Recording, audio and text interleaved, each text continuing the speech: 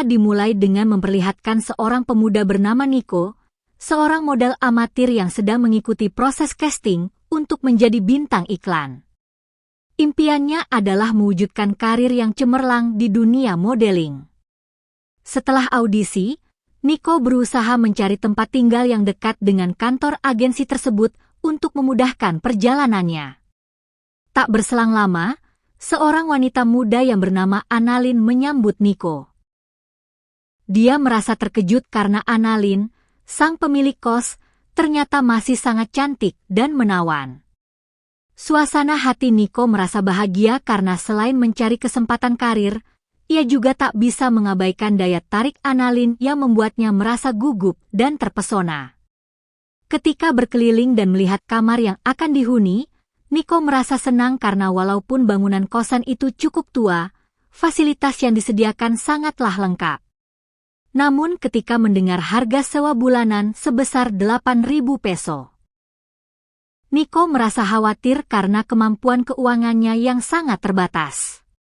Dia meminta potongan harga kepada Annalyn. Nico menawar harga sewa menjadi 4.000 peso dengan harapan bisa membayar jumlah yang lebih sesuai dengan kemampuan keuangannya. Dan Annalyn pun akhirnya menyetujuinya. Esok harinya dengan bantuan temannya yang bernama Paulo, Nico mulai merapikan kamar kosnya. Paulo terkejut mendengar bahwa harga sewa kosan temannya sangatlah murah dan ia berasumsi bahwa Annalyn memberikan harga miring karena menyukai Nico. Namun Nico tidak terlalu memikirkan itu dan lebih fokus pada merapikan kamarnya. Kemudian Annalyn datang untuk memberikan kunci kamar dan kunci duplikat gerbang depan kepada Nico. Lalu Nico juga memperkenalkan Paulo. Namun Annalyn tidak tampak mempedulikan reaksi Paulo dan malah menawari bantuan untuk membersihkan kamar Nico. Dengan tulus, Annalyn menunjukkan kebaikan hatinya dan ingin membantu Nico merasa nyaman di kosan barunya. Awalnya Nico menolak bantuan dari Annalyn. Namun Annalyn terus memaksa hingga akhirnya Nico mau menerima bantuan tersebut. Dari situ Nico menyadari bahwa mungkin Annalyn memiliki perasaan khusus terhadapnya. Namun dia masih ragu dan tidak yakin akan hal itu. Keesokan harinya, Nico kembali mengikuti proses casting untuk menjadi bintang iklan. Namun sayang usahanya itu tidak berhasil dan dia merasa sangat bersedih.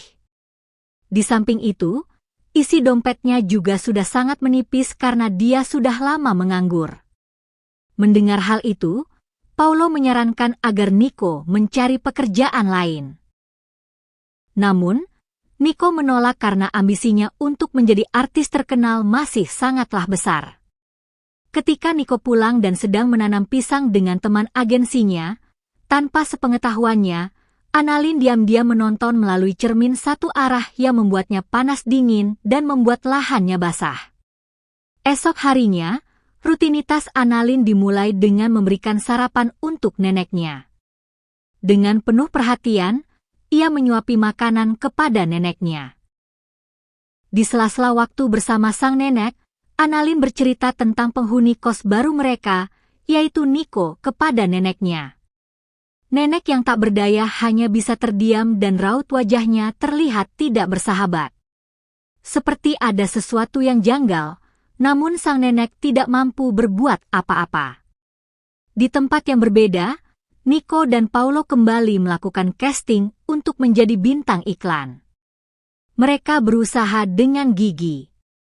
Namun sayangnya mereka kembali gagal dalam seleksi tersebut. Setibanya di kosan, Nico tak sengaja bertemu dengan Annalyn di depan pintu kamar mandi umum. Karena baju-bajunya sudah terpakai semua untuk casting, Nico pun bertanya tentang tempat laundry terdekat.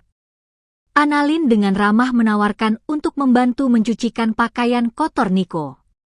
Awalnya Nico menolak karena merasa sudah banyak meminta bantuan dari Annalyn. Namun karena esok pagi ada casting penting, akhirnya Nico menerima tawaran Annalyn.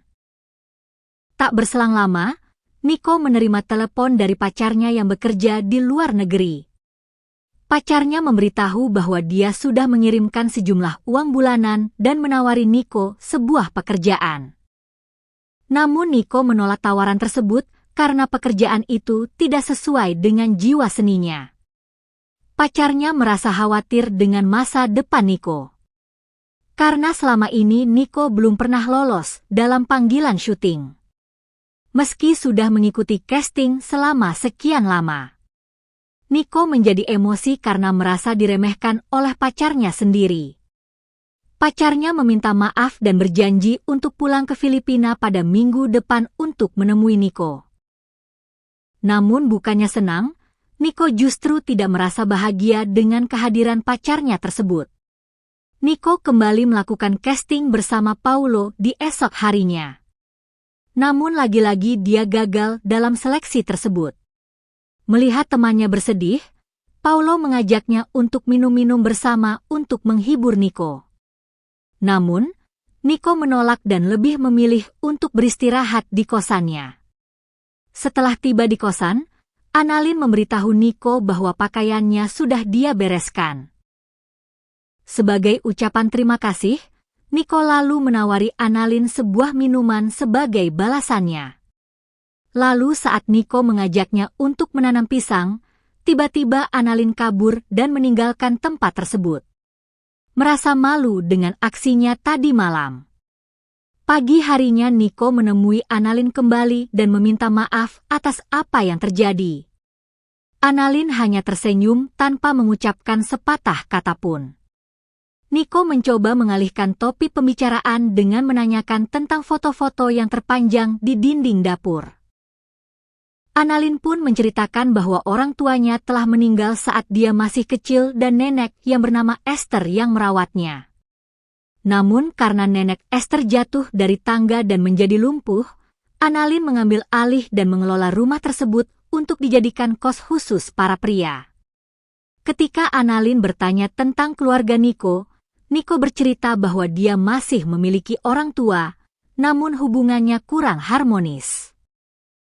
Orang tuanya selalu membanggakan anak tertua mereka yang menjadi seorang arsitek dan mengucilkan Nico karena dianggap anak bermasalah.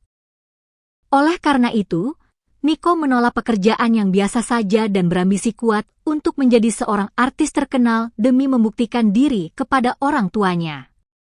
Setelah itu, Nico menggambar bunga mawar hitam di tangan Annalyn sebagai ucapan terima kasih atas kebaikannya selama ini. Saat itulah tiba-tiba Annalyn memberikan kecupan kepada Nico yang membuatnya terkejut dan langsung pergi dari tempat tersebut. Merasa perhatiannya diabaikan, Annalyn pun merasa emosi dan emosinya semakin memuncak ketika dia melihat Nico menanam pisang dengan orang lain melalui cermin satu arah di kamarnya.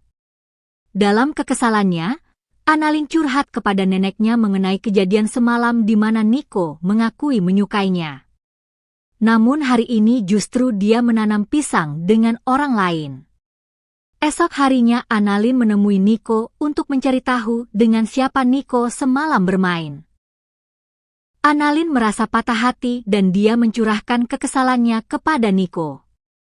Dia lalu meminta maaf mengakui bahwa Annalyn adalah seorang anak yang baik dan tidak pantas mendapatkan pria seperti dirinya. Mendengar hal tersebut, Annalyn hanya terdiam dan tidak mengucapkan sepatah kata pun.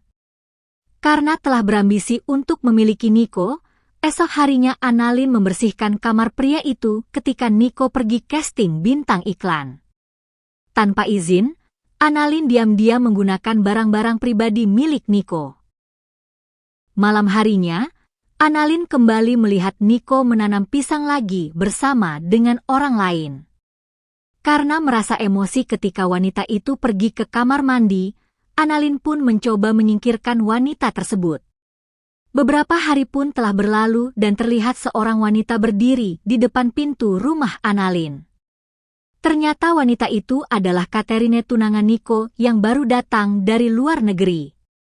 Setelah mereka masuk ke dalam rumah, Annalyn memutuskan untuk mengintip aktivitas mereka dari kejauhan. Di sana terlihat wajah Annalyn yang tak bersahabat ketika melihat Nico dan Catherine bersama seolah merencanakan sesuatu. Tak berselang lama, bel rumah Annalyn berbunyi. Ternyata 2 orang polisi datang untuk mencari keberadaan Nico.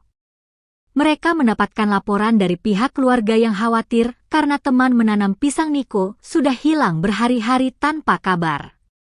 Annalyn yang merasa takut aksinya ketahuan, dia pun berbohong kepada polisi bahwa Nico sedang tidak ada di rumah.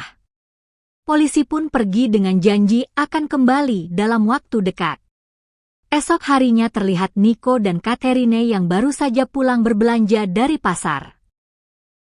Catherine meminta izin kepada Annalyn untuk menggunakan dapur rumahnya dan Annalyn dengan senang hati pun memberikan izin kepada mereka.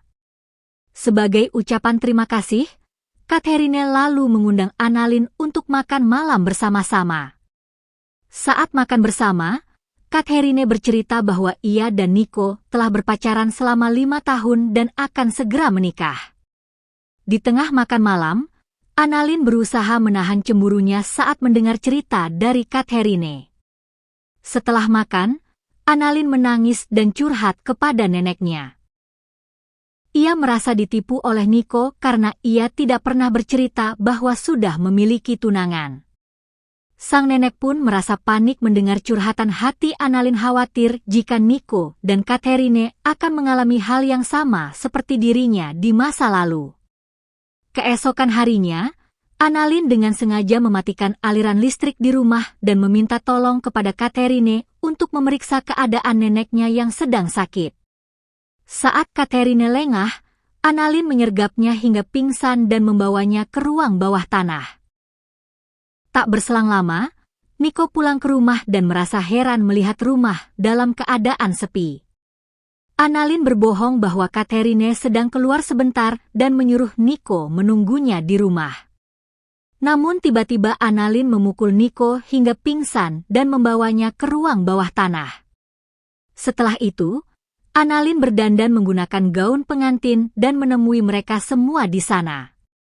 Dia mengeluarkan cerita hatinya menyatakan bahwa dia sangat menyukai Nico. Namun Nico telah mengkhianatinya dengan Catherine. Akhirnya Annalyn menghabisi mereka berdua. Lalu di akhir cerita terlihat ada calon penghuni kos yang datang ke rumah tersebut dan Annalyn menyambutnya dengan gembira karena dia kini memiliki target barunya. Dan film pun selesai.